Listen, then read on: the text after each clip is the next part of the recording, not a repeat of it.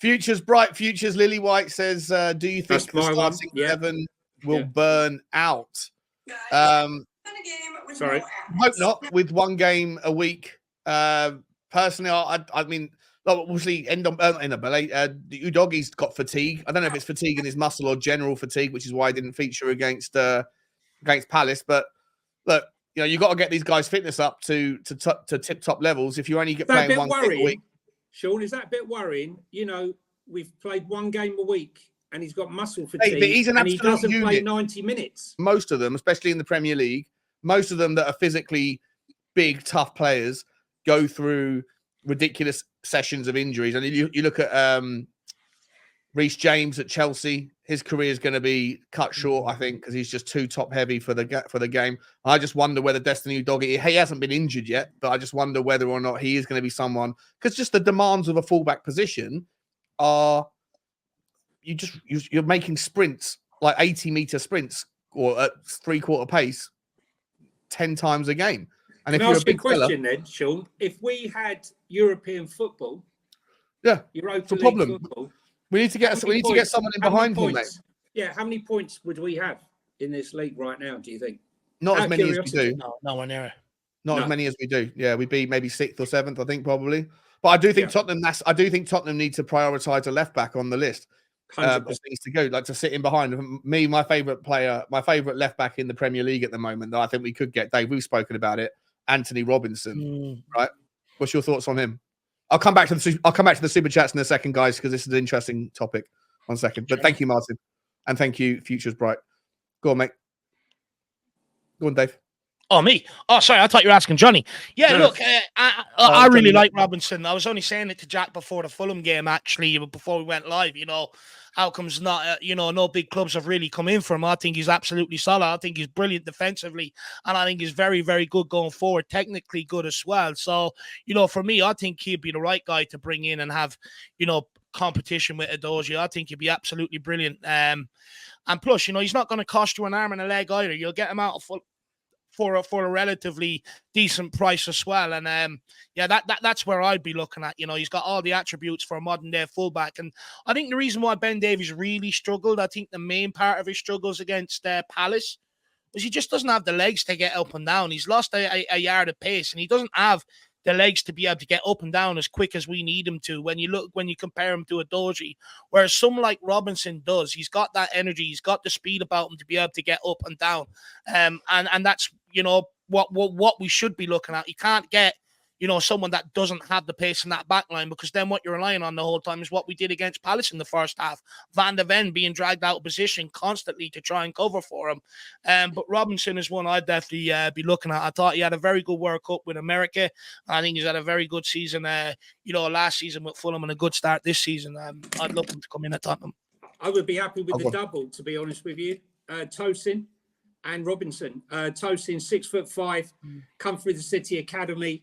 He's got pace. He's one of the fastest in the league. He's fallen out with Fulham over the fact that he wouldn't sign a new contract. He'll be for practically peanuts come January. Yeah, but he didn't want to come to us, mate. He wanted to go to Monaco instead. Is that a problem? Yeah, but he's also off the back of a surgery. Yeah, but also things change, right? Spurs were not appealing in the summer, were we? How appealing were we as a club? That's true. Right now, instead of like, Tottenham, do me a favour. Now players will be saying, hey, get me there, right? There's a difference, okay? Yeah. When players see what's happening and want to be part of something.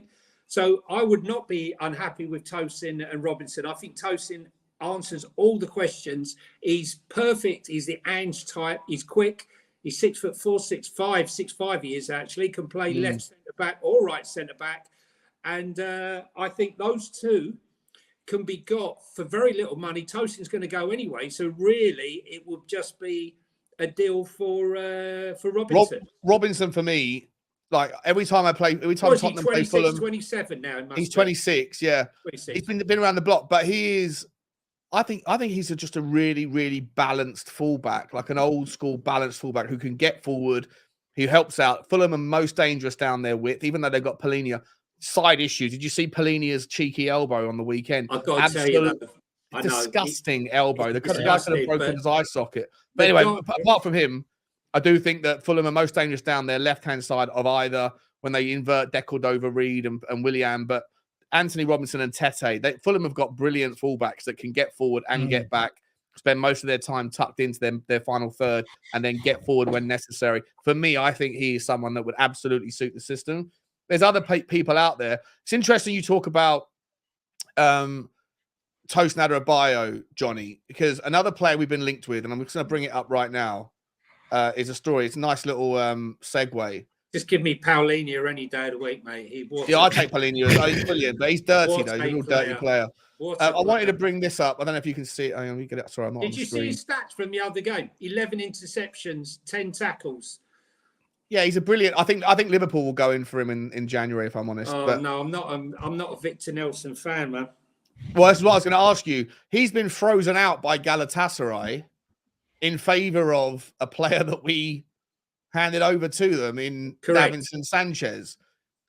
We've been linked with Victor Nelson for a long time. Like I've said 1,000 times, I think you'll struggle to find a better centre-back who's got a higher conviction rate or conversion rate of pinging long balls into channels. He's brilliant at that, but he's not brilliant at anything else. And if Davinson Sanchez can come in and take his spot, do we really want to play swapsies with Galatasaray as our backup centre-back? No. Look,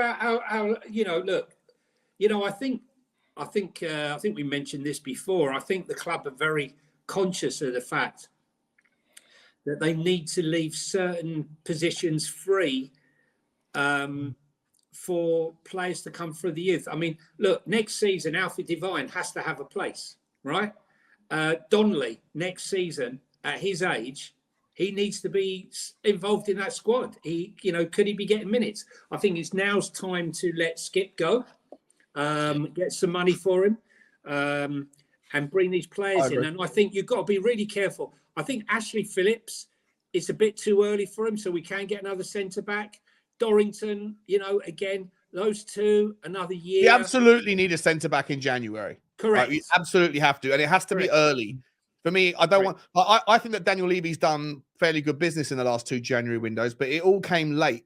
I don't want to see this 31st of January deadline day celebration because we're already losing 3 big players for our team in January, not in the centre-back position. But the longer you go on with just 2... Like, Dave, you made the point earlier. I'll come to you to respond to this one. Like, the difference this season, the reason why we're first is not because of our front line, it's because of our back line. But if you lose one of them and it all falls apart very quickly. You saw how targeted Ben Davies was against Palace. Roy Hodgson went, Ben Davies is in. All right, let's tear the whole form book up. Just ping it down that side over the top and see how he copes with pace. And he can't. He can't handle it. Neither can Eric Dyer. And so we need someone in who's got pace. And I think Tosin's probably the most realistic, reasonable guy who we can come in, who is a level up on what we have and has the pace and the physical presence and all that stuff, Dave. I'll just have my reservations if he's ready to come in and hit the ground running for what we need. Look, I really like the player. I agree with Johnny. I think, look, I'll be honest. I think he's very good. I don't think he'll be too far off Romero Van de Ven once we get our hands off on him. But we do need a centre-back to come in and hit the ground running, sort of ready to go in January. You have to remember we're losing players to AFCON, losing players to the Asian Games as well in and around a similar period. So that defence will have to be watertight and we will need reinforcements. So I just worry whether Adarabioyo, because of his surgery, whether he is going to be ready to hit the ground running for what we need. The other alternative, Per Shores, he's also out injured. So, again, there's question marks. Season ender. He had a season ender, didn't he? He's done. Yeah. Was it a cruciate or Achilles or something? Is that you say? Sorry. I heard... Shores. Oh, right, yeah. The Torino centre-back. He's got a long-term injury. So, look, it'd be interesting to see what the club do this January. But I would put a centre-back on the list. However, look, if we don't... Do you like that Branthwaite, Dave? Just quickly. Do you like that Branthwaite from Everton? He's playing very well. Oh, the big blonde-haired guy. Yeah. He had a great game. Maguire. He had a great game against West Ham. But listen, that's playing dice. Tarkowski. I got to tell you. I don't know about you, but I'd love to be a fly on the wall with a little camera, looking at 1,000 cameras during that Crystal Palace game, when Mickey van der Ven hit the deck, holding his knee, banging the Yeah, ground. yeah. Everyone was like, I "Oh think, no! oh my God, season's Oh, over! no!" Season's over!" Ben Davis and Dyer back to the drawing room, and that's how bad it is. One injury to Mickey van der Ven, and it's all over. And look, right, I know it's not ideal, you know, a Dorrington or a Phillips stepping in, but I'd much rather one of them step in than having to resort to a Dyer just because he refuses to leave and stuff like that. If it comes to it, I'd rather give one of them the opportunity than, you know, give Dyer the opportunity. But it is an area we need to look at in January. But look, even if you wanted to sign, look, I think a centre back would be ideal more so over left back, because Van der Ven, if needed, you could push him out there to play left back. He's got all the attributes to be able to do it. He could cover there without Van der Ven if you needed to. If we brought in a centre back in January, I massively disagree with that concept. Right, the reason why our centre back pairing works so well is because of Van der Ven's pace. If you put Van der Ven at left back, then he's going to have to play as in the left back role, which is high inverted, all that stuff, which I'm not saying he won't be able to handle, but whoever you bring in is going to have to do what Van der Ven does currently, which is when we get caught out, and we do 3 times every game, how many times do you see Van der Ven get back into the channel? That's why Tosin's got the pace. So if you move Van der Ven over to the left, you're going to need to have someone that's as fast and as competent with the timing of tackles as Van der Ven, and I don't know where that guy is, and he's certainly not in Tottenham.